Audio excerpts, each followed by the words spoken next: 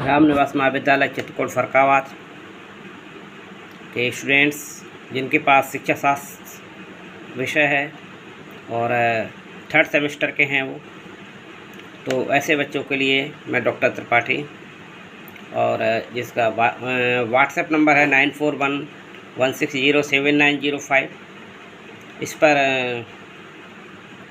आप हमसे कनेक्ट हो सकते हैं और शिक्षा के दार्शनिक, सामाजिक और राजनीतिक आर्थिक परिप्रेक्ष्य, ये शिक्षा शास्त्र का ये थर्ड पेपर है, तो इसके मैं आपको इम्पोर्टेंस दे रहा हूँ। और क्वेश्चन में आपका जब पेपर आएगा 1 नवंबर से, तो उसमें किस तरीके से आपके पास प्रश्न होंगे और आपको किस तरीके से आपको लिखना चाहिए, तो मैं एक आपको ट्रिक दिखा रहा हूँ। इस तरीके से आप लिख सकते हैं, तैयारी पूरी कर सकते हैं। और प्रत्येक दिन आप जो मैं क्वेश्चंस देता जाऊंगा उनको आप याद करते जाइएगा। तो पहला प्रश्न है, दर्शन का शाब्दिक अर्थ स्पष्ट कीजिए। तो इसे आप अति लघु उत्तरीय में भी आप लिख सकते हैं। और जैसे इन्होंने पूछा कि इसका शाब्दिक अर्थ क्या है, तो इसका अर्थ देखना है, लेकिन मैंने इसको थोड़ा सा और एक्सटेंड कर दिया है आंसर कि अगर ये आपका लघु में आ जाता है तो थोड़ा सा इसमें 2-4 लाइनें और बढ़ा करके आप लघु का भी कार्य कर लेंगे। तो यहाँ दर्शन शब्द की उत्पत्ति जो है संस्कृत भाषा के दृश्य धातु से हुई है, और दृश्य धातु में संस्कृत में कहा जाता है देखना। तो अर्थात हम इसे कह सकते हैं कि जिसके द्वारा देखा जाए। और शब्दकोश के अनुसार अगर हम दर्शन का अर्थ देखते हैं तो सीधा सा इसका अर्थ निकलता है कि देखना, प्रत्यक्ष जानना एवं निरीक्षण करना, ये सब इसके अर्थ है। यहाँ पर एक दूसरा क्वेश्चन आपके पास इम्पोर्टेंट बनना है, मूल्य मीमांसा। तो मूल्य मीमांसा का जो शाब्दिक अर्थ है वो अंग्रेजी में एक्सियोलॉजी कहते हैं। और आप देख सकते हैं, मैंने इसे लिख के दिया है कि कभी कभी क्या होता है कि बोला हुआ लिख नहीं पाते हैं व्यक्ति, तो लिखा हुआ भी और बोला हुआ भी दोनों का कॉम्बिनेशन से आपको आसानी रहेगी। तो ये 2 शब्दों से एक्सियोस प्लस लॉजी, जहाँ एक्सियोस का मतलब होता है मूल्य और लॉजी का मतलब विज्ञान, तो हम कह सकते हैं इसे कि ये मूल्य का विज्ञान है। तो मूल्य के विज्ञान का शाब्दिक अर्थ निकल के आया मूल्य का विज्ञान। तो बहुत छोटा सा क्वेश्चन भी आपको थोड़ा सा एक्सप्लेन करना चाहिए जिससे कि आपको 1 नंबर पूरा मिल सके। और अगर ये 2 नंबर में आ जाता है तो आप इसमें 1-2 लाइनें और आप जोड़ देंगे, वो मैं आपको थोड़ा सा लॉन्ग क्वेश्चंस वगैरह में इसका एक्सप्लेनेशन दूंगा।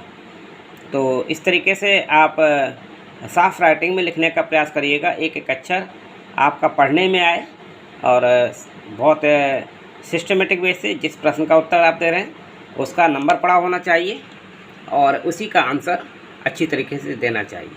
थर्ड क्वेश्चन आपके सामने मैंने दिया है, तत्व मीमांसा के प्रमुख प्रकार कितने हैं। तो यहाँ पर तत्व मीमांसा के 3 प्रकार होते हैं। प्रश्न पूछे कितने प्रकार हैं तो आप 3 प्रकार बताइए। उनके नाम पूछे जाएँ तो आप तत्व विज्ञान, विश्व विज्ञान और ईश्वर विज्ञान आप कहें। तो जितना प्रश्न पूछा जाए आप उसी का उतना ही उत्तर दीजिए। और ज्ञान मीमांसा का अर्थ अगर आपसे पूछा जाए प्रश्न 4, तो ज्ञान मीमांसा एक ग्रीक भाषा के एपिस्टीम से और लोगस से बना है। एपिस्टीम का मतलब नॉलेज होता है और लोगस का मतलब विज्ञान होता ही है, तो हम कह सकते हैं ये ज्ञान का विज्ञान है। तो यहाँ पर ज्ञान मीमांसा का अर्थ पूछे तो कहेंगे हम ज्ञान का विज्ञान। लेकिन एक अच्छे सिस्टम से अगर हम किसी चीज़ को थोड़ा सा एक्सप्लेन कर देते हैं तो इससे आप अपने ज्ञान को स्पष्ट करते हुए आपको नंबर खींचने की कोशिश करनी है एग्जामिनर से, और बहुत सुंदर लिखने की कोशिश करनी है और आप बहुत मेहनत के हिसाब से आगे बढ़िए और आलस छोड़ दीजिएगा। तो इसलिए हम एपिस्टेमोलॉजी को शाब्दिक अर्थ में देखते हैं तो इसे ज्ञान का सिद्धांत कह देते हैं और दार्शनिक रूप से इसे हम ज्ञान का मीमांसा कहते हैं।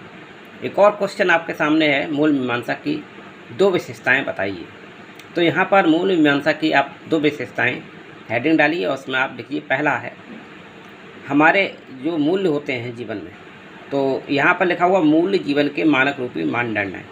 तो हर व्यक्ति का जीवन में क्या है कि मूल्य नहीं है तो फिर आप उस व्यक्ति का स्टैंडर्ड आप गिरा हुआ मानते हैं, तो कहते हैं कि वो व्यक्ति हमारे किसी काम का नहीं है, यानी कि वो किसका कोई मूल्य नहीं है।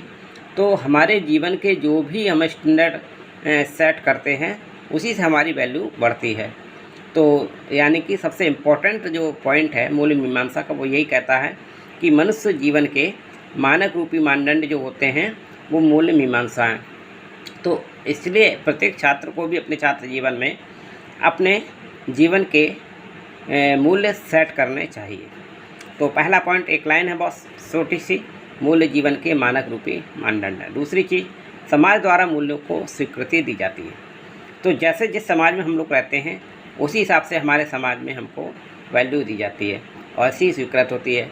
अगर कोई अच्छे समाज में रहता है जहाँ पर ईमानदारी के सिद्धांतों को और सत्य के सिद्धांतों को वैल्यू दी जाती है, तो आपको वहाँ पर उसी तरीके के आपके मूल्यों के हिसाब से आप आगे चल पाएंगे। लेकिन अगर आप गलत समाज में हैं तो वहाँ गलत मूल्यों की स्वीकृति दी जाती है। तो लेकिन हमेशा नैतिक मूल्य जो होते हैं वही एक स्थायी सिस्टम बना के रखते हैं। तो इसलिए आपके लिए मूल्य मीमांसा की दो ही विशेषताएं हैं। पहला है मूल्य जीवन के मानव रूपी मानदंड हैं और दूसरा समाज द्वारा मूल्यों को स्वीकृति दी जाती है। तो ये आप बहुत आसानी से याद कर लीजिए और जब इसका थोड़ा सा डिटेल्स जो होगा वो भी मैं आपको दे दूँगा। तो इसी के साथ आपको गुड लक, बने रहिए डॉक्टर त्रिपाठी सर के साथ और अपने सभी स्टूडेंट्स साथियों को भी ये इम्पोर्टेंट्स शेयर कर दीजिए और जिससे कि ज़्यादा से ज़्यादा लोगों को ज्ञान प्राप्त हो सके और परीक्षा में पूरे मार्क्स ला सकें। Good luck, good bye.